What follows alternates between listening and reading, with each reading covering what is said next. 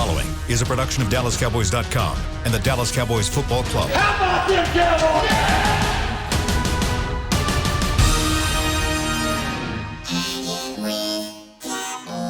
Blowing out of the backfield, exploding down the sideline. This is Hangin' with the Boys, presented by Wingstop, where flavor gets its wings. Now, your hosts, Nate Newton, Kurt Daniels, Jesse Holley, and Shannon Gross. It's Thursday. Let's go. Here we are, Hanging with the Boys, brought to you by Wingstop. As you can see, we are without our fearless leader. Shannon Gross is off doing other business. We finally got him off the show, fellas. We finally got rid of him. No, can't do it. But of course, we have the main stars of the show, and that's all that matters. We've got Nate Newton in our SWBC Mortgage Studio. Glad to see you at the head of this thing, man. What's up? Yeah, I don't know about that. And of course, the gospel himself, yes, Jesse sir. Holly. He's here today as well. So what more do you need? We got our two stars players. We're in good shape. Also today, brought to us by Tiff's Treats. Yes. Some of us got cookies today. I guess all of us got cookies today, but some of them don't have them on hand. So, Nate, I guess your wife has maybe eaten. Oh man, my wife called me, Kurt, and said, "You got some treats on the porch," and I'm like, and then she's like, "What?" And I'm like, "Okay, yeah, it's by Tiffany's. I got the name right? Do I have that name right?" Tiff's. Okay, Tiff's. Tiff's. Okay, Yep. by Tiff's, and because I'm trying to have. Listen, you know when a fat man ears get clogged, when you went to talking about food, and I'm driving over here to the studio, and I said, "Well, baby, go look and see what it is." Shannon's supposed to be sending us some cookies. And there it is. Thanks, Tiff. There it Appreciate is. it. Now, she already had the ice cream, so. Jesse's weren't sent to his office. They sent to his home, so no telling if he'll even get any. Hopefully you will. I'll get a couple cookies. My mom is at the house, so there's a slim to none chance that I'll get any ice cream. And I just checked the inventory, and we're all out of slim. So the likelihood of me getting ice cream is not happening, but I will probably get a couple cookies left over. Once she sees that ice cream, she's gonna be like, "Whatever, bro. You know, finders keepers, losers weepers." I had to fight off my kids. It was like beating off sharks at the chum there. They were after these cookies, but I've held on to them for this long. I'll get a couple. But yeah, tomorrow is actually National Cookie Day, so thank you, Tiff's Treats. We don't have a Tiff's show Treats. today. Graciously. Thank you. Am I the only guy in America that messes up every name? Nah. No, you just about. You might be just about. Yeah, I think I am. Don't. From Ontario to where Flavor gets his wings. You always seem to get the Wingstop right, so we know where your heart lies. All right.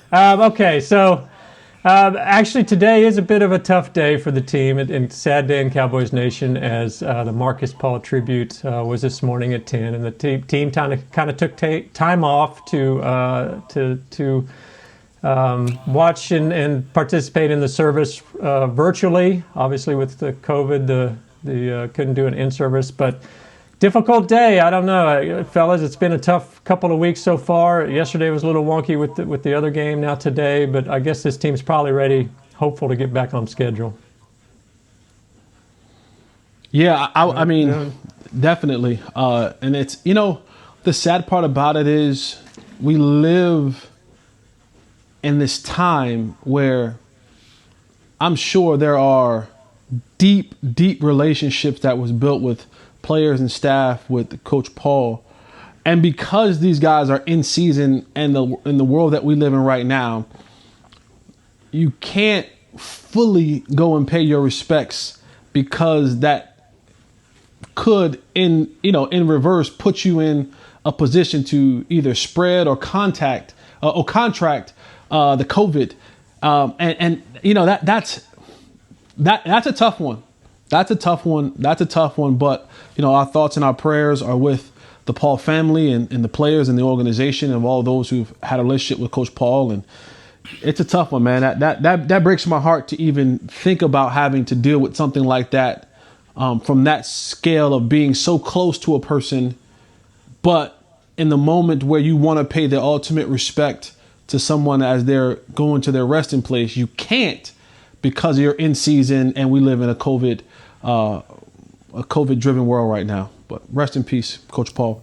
Well said, Jesse. Yeah, and yes, sir. McCarthy said playing last Thursday, he wasn't sure how the team was respond, and obviously the game didn't turn out like you want, but they did put out the heart, the hustle, and all that. And so we hope that, again, like Jesse said, prayers and thoughts out to that family, the Paul family and the Cowboys family. I know the players are going through a lot. So, but let's get on to some football here.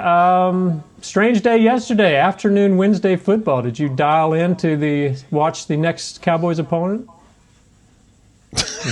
Look at Jesse. Look at Nate. I'm looking. Let me say something, man. Let me say something. If this is an indication, and I've said this before, if I'm a head coach, you can't give me no extra days off talking about we ain't finna practice. Because if yesterday's game in the first quarter with 4 turnovers ain't an indication of lack of practice, wow, that was ugly, man. I'm listening to it on Sirius Radio, and I'm like, turnover, interception, touchdown, fumble, and we keep talking about, they just had another Zoom meeting. Okay, all right, you catch right here, boy. Jesse, that is not how you play football, my friend. Not this late in the season. It is not. It's not, and it was ugly. And I'm more happy that the Steelers actually won, because they have been getting the short end of this whole COVID rescheduling stick. But I was flipping back and forth, and it was at times hard to watch. But between that and, of course, my Tar Heel taking on the Longhorns, which we lost in that game too. The Texas Longhorns are our daddies. We cannot beat them in basketball to save our lives. But yeah, no, that. And another thing is, like, to watch that game, people are like, well, we're gonna get a kind of a look of what we're playing against next week, and I'm like, no, you won't, because there were so many players that didn't play for Baltimore. That same team that you saw yesterday afternoon won't be the same team. Thank you. That you see when you have to travel to Baltimore next week. I'm just telling fans now that you won't. Don't look at that game and say, boy, we got a real shot at going. No, you don't. You don't. Because you'll have Lamar Jackson back, and you'll have a host of other players that'll be back that you have to deal with for 4 quarters. So you can look at that game yesterday and say, you know what? Hey, we got football on Wednesday at 3:30. But that team that you saw in Baltimore will not be the same team that steps on the field. Well, I don't even know, when's it, next Tuesday? Wednesday? When do we play again? Tuesday, man. Next Tuesday. So Cowboy fans, don't look at that game and think that's who we're going to play, because it is not. They had 19 players on the COVID list that they'll be getting back next week. Yeah, I wanted to ask you guys about that, because the team, they practiced Wednesday, which is normally the day you start, putting in your game plan and that kind of thing. And then they were all going to go watch the games as position groups. And I know, could they get anything out of that? Is there anything they could really gain, or are they even watching that game? Or are they going to have to go back and watch previous games? Where did they watch the game at, Kurt, and how did they watch it? I mean, were they all assembled in their respective rooms by positions? That's supposedly. Okay, yeah, because supposedly they were in their rooms by position. The linebackers and D-line got a false look, because those ain't the running backs and the quarterbacks. The safeties and corners got a false look, because they're going to have a better guy playing quarterback.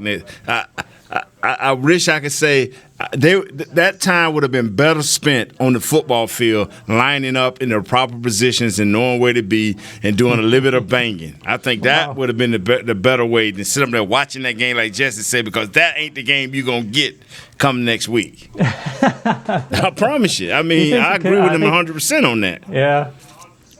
I think Michael Gallup had said that he hoped to get some stuff out of the TV, like hearing the communication or something like that from the defensive backs. I don't know if that's realistic. I mean, come on, like that really. Man, we can't even line up on our own team and know our own plays. Now we're gonna try to come on, for real. Did he say? Don't do that. Don't do that. Don't do that. No, Jesse, what are you thinking? I mean, how many games have we watched? Every now and again, the most we get is we get a couple cuss words, and we'll get an Omaha, or we'll get a Holly Berry, or we'll get something like that. Yeah. But you're not hearing. We don't got more kills this year than anything. I think they made them stop saying kill. If that kill. was the case, every team would watch the game on the TV copy, right, if they picking up signals and calls, right? If that's the case, if I can hear a call, everybody will be like, no, what do we need all 22 for? Give me the TV copy right in between when Collinsworth says he stops talking, I'm hearing the call. No, I could get you here every now and again. You hear you hear the quarterback, 55 to Mike, or ID 52, and you'll hear hey, Holly Berry, kill. But other than that, you can't hear the defensive call. So I don't know what Michael Gallup was watching. Maybe he might have had it on. I'm gonna be honest with you. If they were, you said they were in their respective rooms, because if they were at home, that game was probably on the background noise while they were playing whatever PS5 or Xbox 16, whatever came out next. Because there's nothing you picking up as far as audible wise that you're gonna pick up from watching the TV copy. Yeah, been better off watching Madden and watching Lamar run for real. On a typical week, though, how many games back would you scout? Would teams 4. go over, like, if as wide receiver? 4 games back? 4. Wow. And you hope that it's a loss in there. How would they break that? You hope that it's a loss in there, a tight game in there, and a win in there. You hope that you can get those 3 things, because you want to see how your guy reacts in a bad situation. You hope that you see some struggle in those games as well as some success. Would they put, like, say they were on a 6-game losing streak, would they go back and look at the loss from previous? Does that make sense? Yeah. I don't understand that quite. I don't. Like, you said they usually do 4 games. So what if they had won their last 4 or 5? Would they go back and look at, even further back to look at the loss? Some coaches will, and some players will. Some players are smart enough to do that, but most coaches they'll take a look, because they want to see. You want to see a team when they're up high, and you want to see a team when they struggling. They ain't necessarily a loss. Just like yesterday, Coach Tomlin called his team a JV team. Well, I would want to look at that film just to see what went on if I was getting ready to play the Steelers, even though they lost and it was more than 4 games. I would just like to see how that game went and what made them feel that way. And depending on, like, your opponent, like for a coach, right? I may go back and watch more than 4 games, right, and try to find if there are some specific plays, like, hey, let's just keep an eye out, alert for this play. They did this earlier in the season to a team that's similar to us. So you're trying to find where are the similarities to the opponent that you're playing, whether that be offensively or defensively. But you also want to know, all right, what are their recent trends? Because most teams, they may dig back in the crate for a play or 2, and you hope that you're prepared for that play or 2. But they only go 4 games back because you're building and you're installing every single week for the opponent that you're playing. So it's kind of almost, what are they doing in the recent weeks and the last month? Because we're at what, week 11 now? Yeah. The roster isn't the same from week 1. Right? Guys are hurt, guys are injured. So you go back, and that kind of almost sometimes gives you a false sense of what they are right now. The last 4 games gives you a more realistic picture of who you're playing today. And you take a game like Baltimore, you take a little bit of that yesterday, because there's some pieces that you can get out of that. But then you look for the last couple games and say, all right, this is what they normally do, formation, setup, stuff like that. Where for the offensive side, to be honest with you, Kurt, defenses don't change that much. Right? There's only certain way you can run a cover 2 or cover 4 or cover 3, whatever.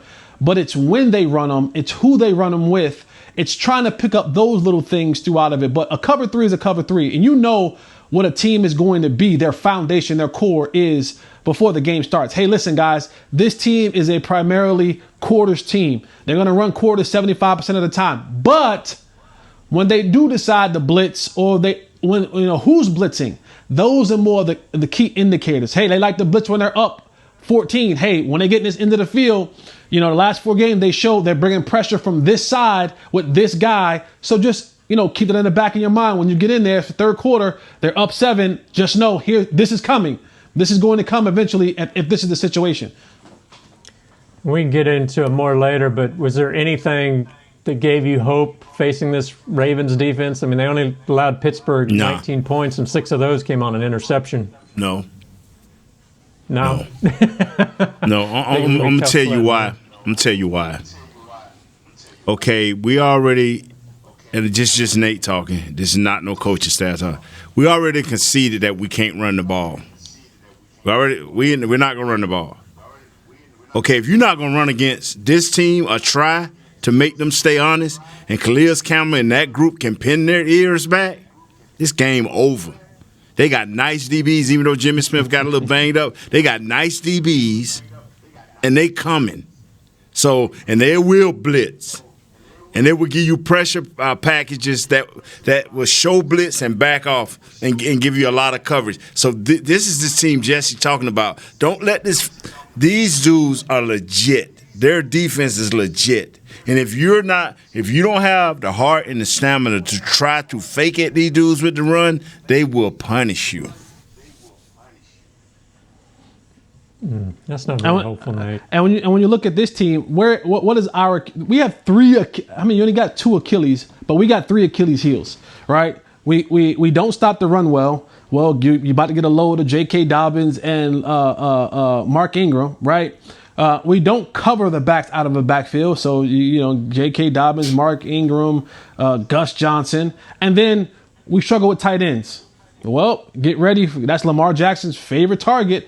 Andrews and the rest of that crew. The three Achilles heels that we truly struggle with as far as a defense, and staying in our alignment and assignment lanes and add Lamar Jackson to that mix. Well, hell, what are we going to do? This is another one of those games where a team that's been kind of ailing and trying to get things on track. They've come to the Dallas Cowboy pharmacy. What the doctor ordered. I tell you like this: what you asked about our defense or their defense? Was it our defense? Yeah. Well, I think I asked about their defense. Okay, yeah, okay. Either one. Okay, yeah. Because I when Jesse went into that spiel right there, I'm like, oh my God, I'm on the wrong page. I'm not listening well. But I'm gonna tell you something, fellas. It's gonna be tough both sides of the ball. Yeah. You're talking about a coaching staff that Jesse has repeatedly said they core team is in place, and their missing weeks ain't like our guys missing weeks. We got a new defensive coordinator who just recently got guys to start believing in what he's trying to do, and now they haven't practiced. That's. Mm-hmm. That's not, and maybe they have enough fresh legs to overcome that lack of practice. Maybe they do. Maybe they have enough knowledge of the defense to overcome that. I just don't see it. Even though I'm not big on Lamar and where he's at in his progression as a quarterback, because if I'm the Dallas Cowboys, I know my back end defensively is weak, but I have 9 guys on the line. Show me you can throw. All right, well, let's take a break here. Maybe I got a couple more defensive-related questions I'll ask you when we get back. I guess I don't need to throw out any more sponsors. That's it. Chris, dial us up. We'll be right back on Hanging with the Boys. Is your family a Cowboys family? Have you taken holiday photos at the Star? Was your wedding theme blue and silver? Have you convinced your kids them is spelled with a D? If so, every game day feels like a vacation to you, so treat it like one. Whether you're traveling to the game or watching from your favorite vacation spot, book a place to stay on Hotels.com. Proud partner of the Dallas Cowboys. Just like all of you, we at SeatGeek can't wait until we're back in the stands at full strength cheering on the Cowboys and singing along to our favorite songs again. We're using this time to make discovering, buying, and selling tickets to events in Dallas easier. Plus, every ticket purchased on SeatGeek is protected by our buyer guarantee, which means you'll get your money back or better if your event is canceled. Guaranteed.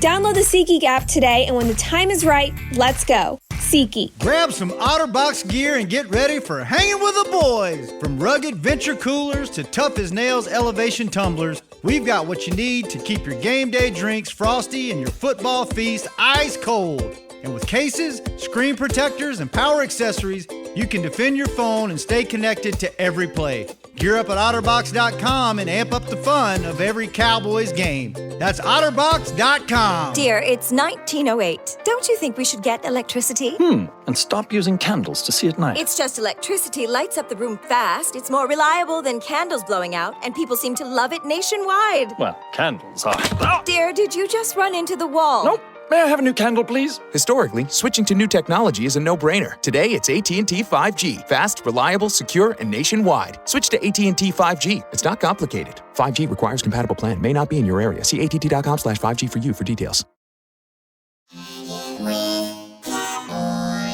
Back to Hanging with the Boys.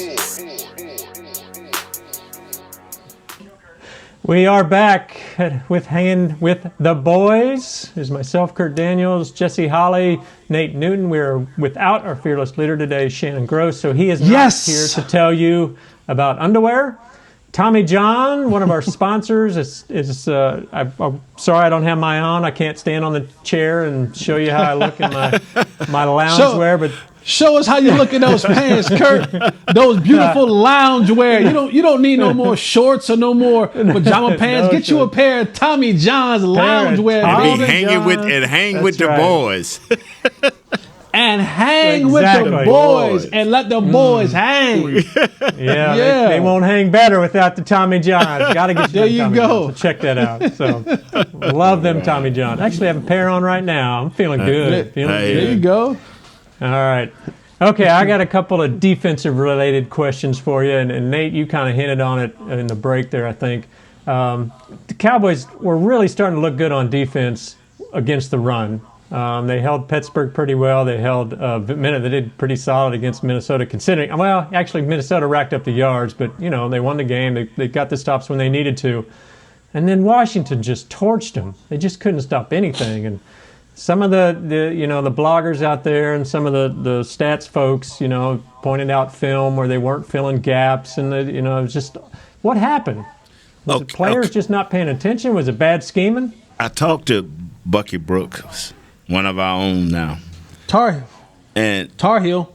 And Bucky Brooks, me and Bill was talking, Bill Jones was talking, he said, man, did you see when the kid ran for 37 yards that they had a dime look out there? Wait, a running back ran for 37 yards? He hit the 37-yard TD, and they had a dime look out there. And so wait, I'm like, in the NFL? Yeah. Another team, a running back for an NFL team ran for 37 yards? Okay, against the Dallas Cowboys. In a game or in practice? In games. Okay, anyway, before I was rudely interrupted by my special guy there. Let me say this right here. So we was trying to figure out why, but Bucky was sending me, as he watched the game, and he watched the whole game over and over, he said that Scott Turner, the offensive coordinator for the Redskins, was going too tight early in the game, and that it was kind of catching the ball, so that kind of spooked the defensive coordinator. Instead of him trying to match up every time and have a possibility of being late, he just went dime the rest of the game. And once they stayed in dime and they decided it was going to stay in dime, then that option that became a big option. The way they was running the ball, vertically running right up our gut there, because we was weak there. So, Jess, it's not a big thing that they did it, because a lot of teams have done it to us, but we just can't match up.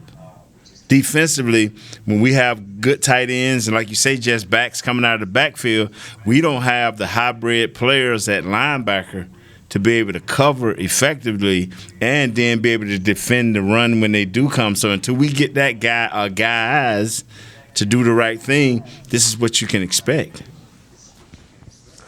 And this is why I go back to my point in part 1 of my audio book that I did the other day. The gospel.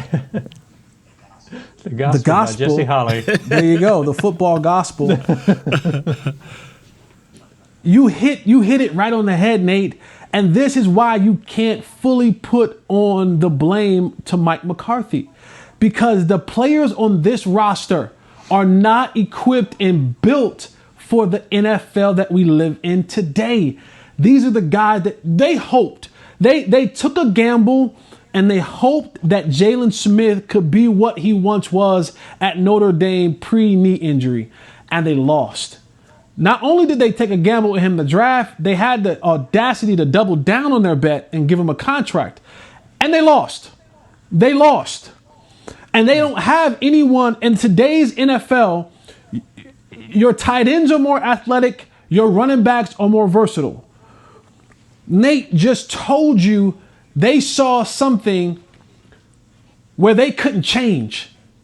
They didn't have the studs to say, you know what? Leave our linebackers on the field so that we can still fill the gaps for the running game. But also when these backs get out of the backfield, your Gibsons and the Gibson types, they can still cover them the same. We have one type of player, and we have one trick ponies, and the trick that they do aren't even effective. See, we can't fill up the gaps and cover with our linebackers. So we're forced to now go dime with DBs who have to make a decision. Am I going to take on a block and spill this running back? Am I going to step up and tackle this running back? Or am I going to run into this block and stick like glue? And you saw that happen in the second half of the game.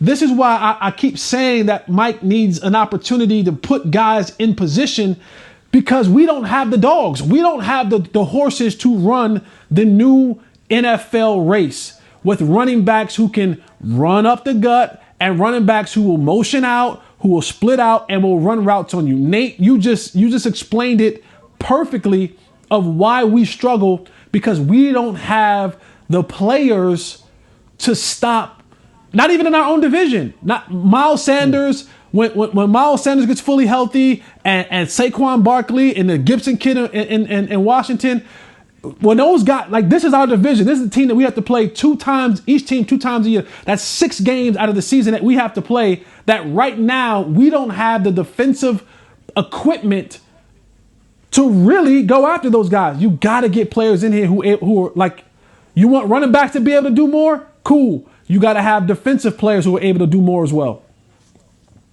Wow. And we don't have them. Well, let me ask you, this brings up a point, and one particular defensive player I wanted to ask you about, and that's Aldon Smith. He when we signed him, it was kind of a shot in the dark,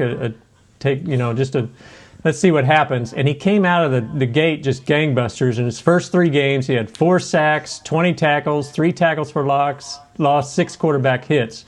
Since then, in his last 8 games, he's had 1 sack, 24 tackles, 2 tackles for loss, and 5 quarterback hits. So is this a guy that will be better next year? You think so? We thought we might get more out of him after that great start, and now he seems to settle down. I wondered, are they scheming him? Are they just blocking him better, or is he hit a wall? Or I was going to say there's 2 things. This guy hasn't played in 5 years, so he's hitting, like, he's basically what a rookie coming into the league would be, because he hasn't played in 5 years. So he's hitting that proverbial rookie wall, right? And the second thing is they got film on him now.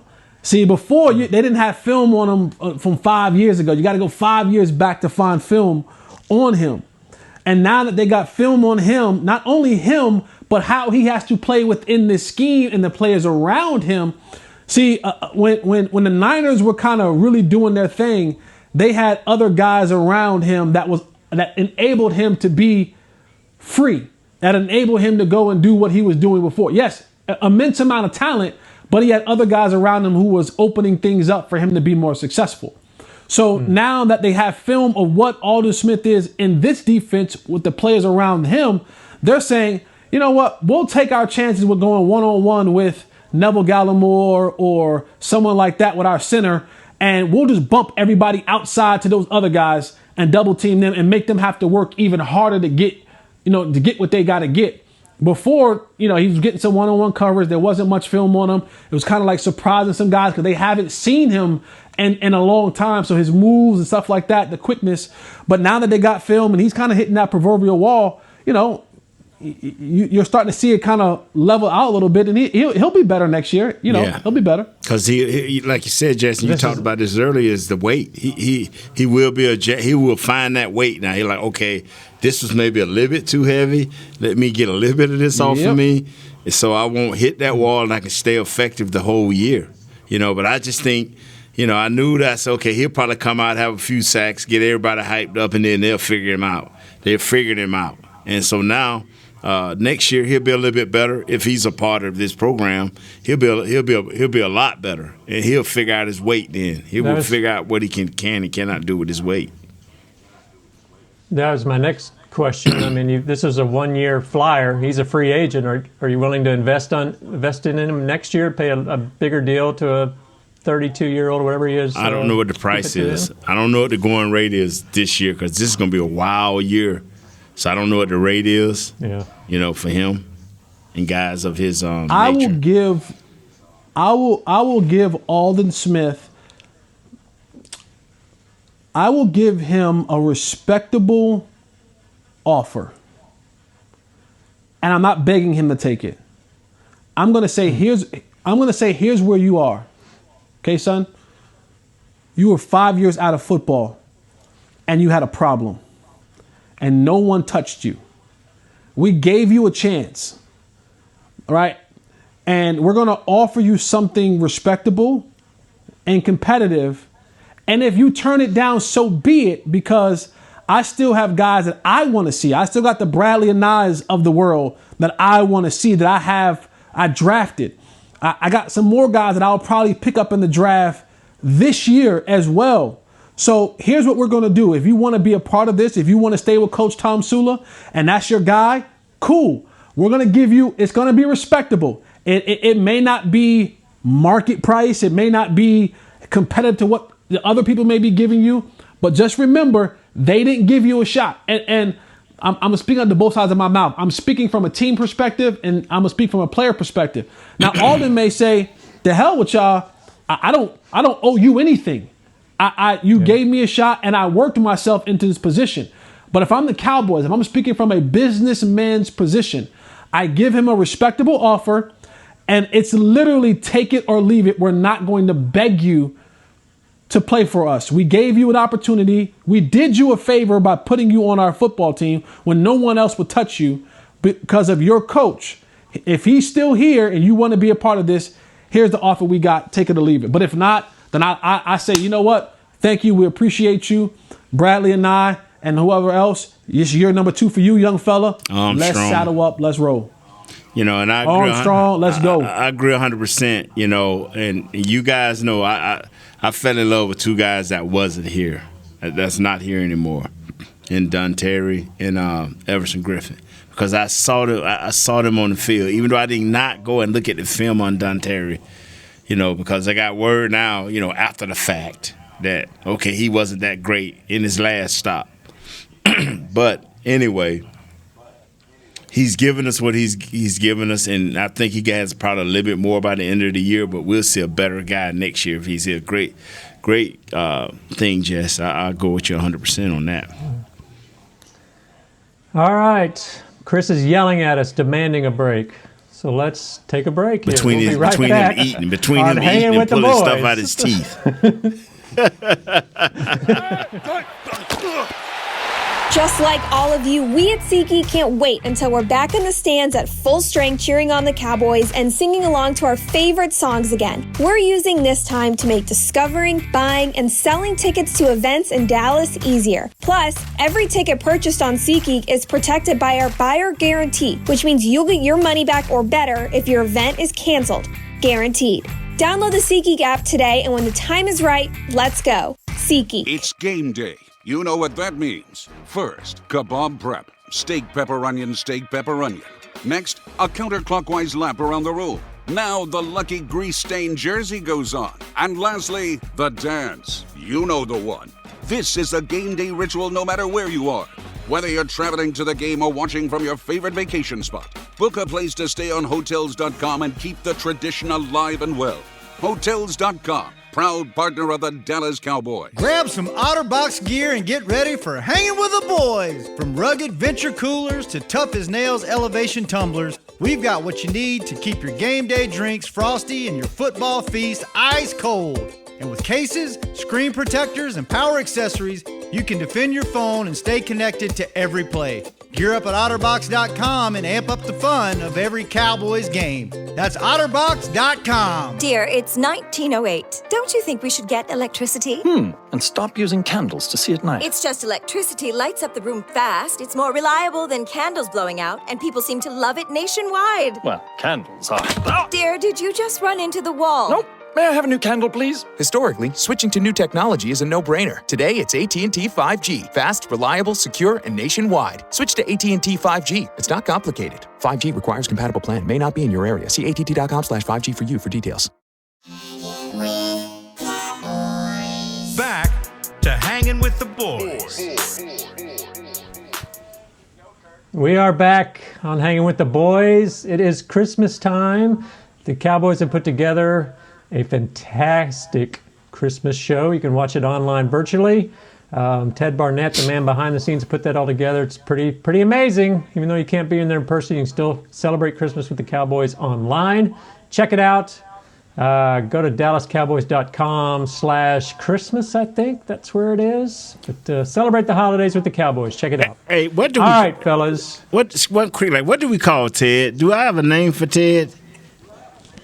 Ted Barnett. That's for fish killer. Fish killer. Okay. Yeah, I'm like, I ain't seen fish killer, but you. All right, cool. I'm sorry. Go ahead. I'm sorry.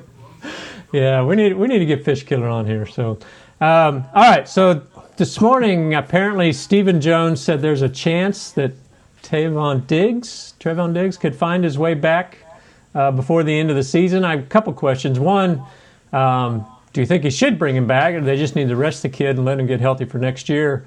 And two, I guess I didn't realize the Cowboys had not played a single game yet with all four of their starting cornerbacks, Diggs, Awuzie, Brown, and Lewis. How big of an impact do you think that's had on the team this year? You asked this, should Diggs come back? If he just feels uncomfortable, he shouldn't play. If he wake up and say, he shouldn't play. I'm being honest. Wow. That's how I feel. I'm right there with you. There's nothing more he should come back for this year. I mean, even the development. Let me say this right here. Go back and watch. He wasn't developing when he was playing. In the sense of he was developing because he was getting the reps, but he was getting torched. Like he was getting whooped a lot of the time because they were matching him up with number one wide receivers. So to me, it's there's nothing else that he has to prove or he can do to help this defense. I think for him is get 100% healthy. Like take the long road to get back healthy. Don't take the I'm coming back in 6 to 8 weeks getting healthy. No. Take the normal person route to getting back healthy again. Don't take the NFL professional athlete route where a doctor would say, hey, you just broke your this or you just hurt that. Yeah, that's going to be 2 months for you to get back ready to go. Not the, hey, you're back in 3 weeks. Right? There's two different levels of how things work. You got the normal person recovery time, and you have the pro athlete. You got the NFL player pro athlete recovery time. Take the regular person recovery time. Get yourself fully healthy and going, because what you don't want is a setback. I don't want a setback to where now he can't give me his all this offseason because he's rehabbing or he's half-stepping or he just can't go because of whatever. Get fully healthy so that when we get into this offseason, because to me, whenever the green light is given for offseason activities, this Cowboy team has to hit it 100 miles an hour. There's no easing into this. Like you got to go 100 miles an hour. You got to get back into the mix of things and I need all guys who are healthy to go. So if I got a guy who's trying to make it back, that tells me that that's not a full recovery. That's recovery enough to play, but not quite there. So for me, there's nothing that Diggs can do that wants me to get him back on the field this season. Okay, let's walk through this. The LA Rams, he had to face their number one receiver. He had to face Julio Robert Jones. Woods. And Julio Jones dropped 2 touchdowns on him, remember? He had to face the kid who he ran down with the Seattle Seahawks. He had to face the Cleveland Browns when they were healthy at wide receiver. New York was okay. Odell Beckham. And then he had to come out and face the kid at the Cardinals. Brother, let me tell you something. There's Hopkins and Larry cannot Fitzgerald. tell me, and see, I'm a realist. You cannot tell me that the more he play, the more experience he gonna get. Not what was happening to him in those 5 or 6 games. You have success, and you learn from that success. You have a few breakdowns, and you learn where you went wrong. But when every game is just a mass case of disorder, what do you learn? You can't learn in mass chaos, man. You can't learn in mass chaos. You cannot, I promise you. That was too much coming at that kid. If he just wake up and say, man, my foot itching, don't play. This also surprised me a little bit as well. Pro Football Focus, they grade players, and some people, it's arbitrary. Some people don't buy into it, but they have graded 125 NFL cornerbacks.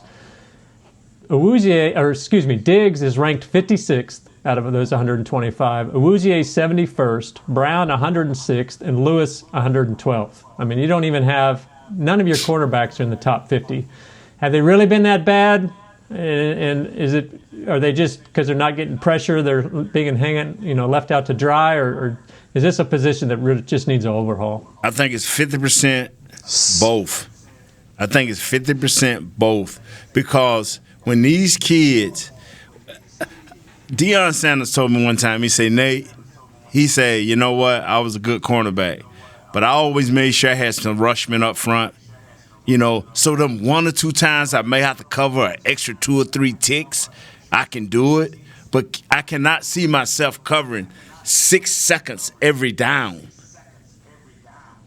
Ain't no corner in the world can do that, man. Not 5 to 6 seconds every down. Quarterbacks drop back, look around, get ready to run, stop, and throw a ball.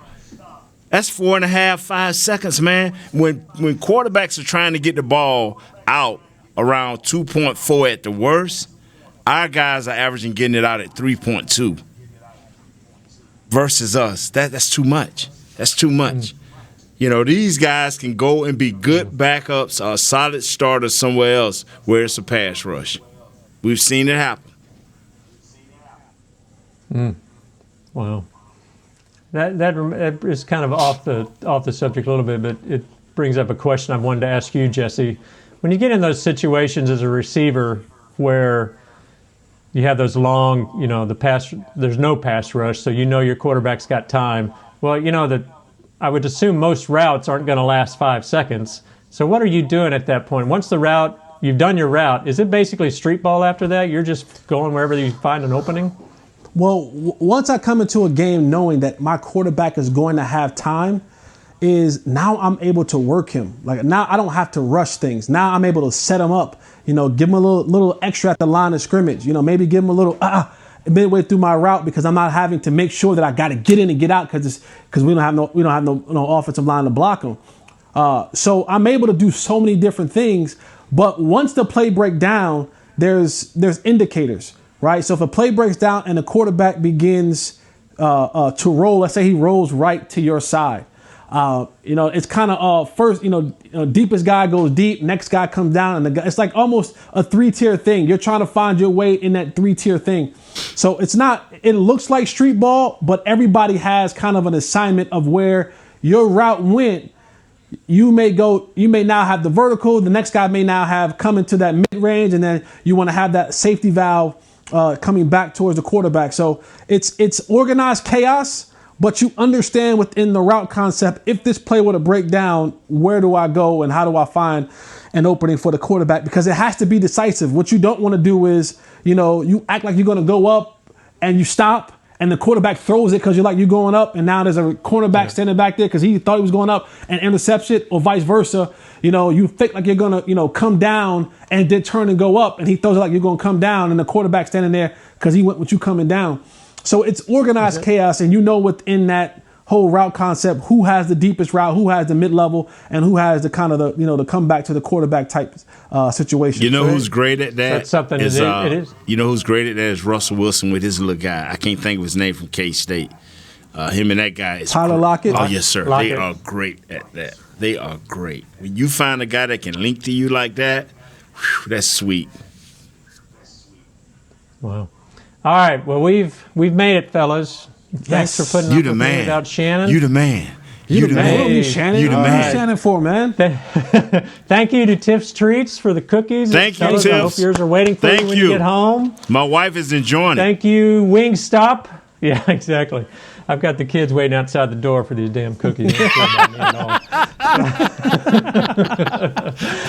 Chris Beam, thank you for keeping us on the air. Shannon, we missed you. Hope you're back tomorrow. Thanks, everybody, for listening. We will see you Monday, actually. We're off tomorrow on Friday. We'll be back Gotta on be Monday, strong and same lift them time. trailer girls. Everybody have a good weekend. We are hanging with the boys. Lift with your legs, not your back. This has been a production of DallasCowboys.com and the Dallas Cowboys Football Club.